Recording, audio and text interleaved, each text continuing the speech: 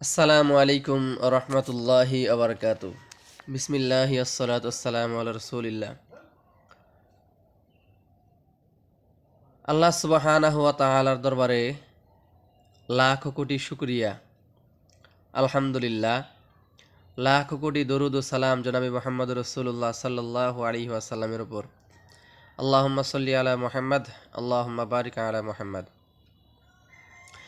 আমি সর্বপ্রথম কৃতজ্ঞতা জানাই মহান আল্লাহ তাআলার উপর, এরপর আমার পিতামাতার উপর, এরপর আমাদের প্রিয় মেন্টর স্যার জনাব ইকবাল বাহার জাহিদ স্যারের উপর। আমি আমার ক্ষুদ্র পরিচয় তুলে ধরছি। আমার নাম হাফেজ মাওলানা মোহাম্মদ আবু তাহের, নিজ জেলা টাঙ্গাইল, উপজেলা দেলদুয়ার। ভালোবাসার ফাউন্ডেশনে যুক্ত আছি 27তম ব্যাচ থেকে। আমার রেজিস্ট্রেশন নাম্বার 153510। আমি যে উদ্যোগগুলো গ্রহণ করেছি, আমি মাশরুম চাষ করতেছি, এর পাশাপাশি পলিপাস, হিজামা, ইউনানি, আয়ুর্বেদিক এবং হোমিওপ্যাথিক চিকিৎসা নিয়ে কাজ করতেছি। আর বিভিন্ন ধরনের খাদ্য সামগ্রী নিয়েও কাজ করতেছি, যেমন চিয়া সিড, মধু, ঘি, এগুলো নিয়েও কাজ করতেছি আলহামদুলিল্লাহ। তো আমার ছোট্ট একটা পেজ আছে, কবিরাজ ঘর, সকলেই ভালোবেসে ঘুরে আসবেন। তো এ পর্যায়ে আমি স্যারের দেওয়া সেশনগুলো থেকে একটা সেশন পাঠ করে শোনাচ্ছি।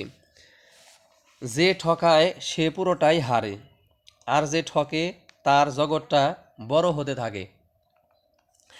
একজন মানুষ একা কখনো তার চারপাশ, সমাজ ও পৃথিবীকে সুন্দর করতে পারে না। চমৎকার ঘটায় অনেকগুলো মানুষ একসাথে মিলে, এবং সেটা মানুষই করে। মানুষকে বিশ্বাস করতে হবে, ঠকার সম্ভাবনা থাকবে, কিন্তু তাই বলে অন্য আরেকজনকে বিশ্বাস করা বন্ধ করা যাবে না। একজন ভালো মানুষ কখনো অন্যকে ঠকাতে পারে না।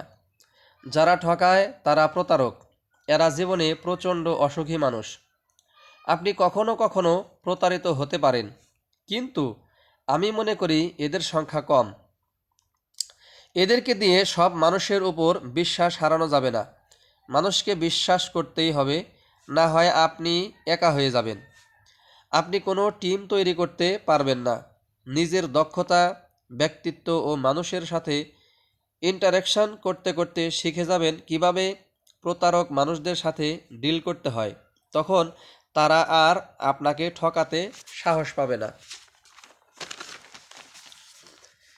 যে অন্যকে ঠকানোর চিন্তা করবে, সে একদিন নিজের জীবনে পুরোটাই ঠকে যাবে। মানুষের প্রতি বিশ্বাস হারানো যাবে না।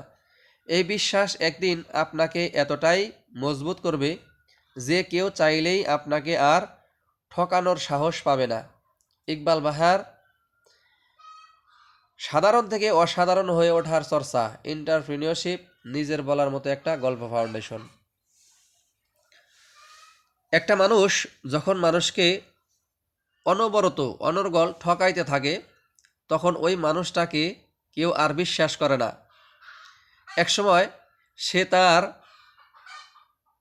নিজের যে একটা গ্রহণযোগ্যতা থাকে সমাজে, এই গ্রহণযোগ্যতাটা সে হারিয়ে ফেলে।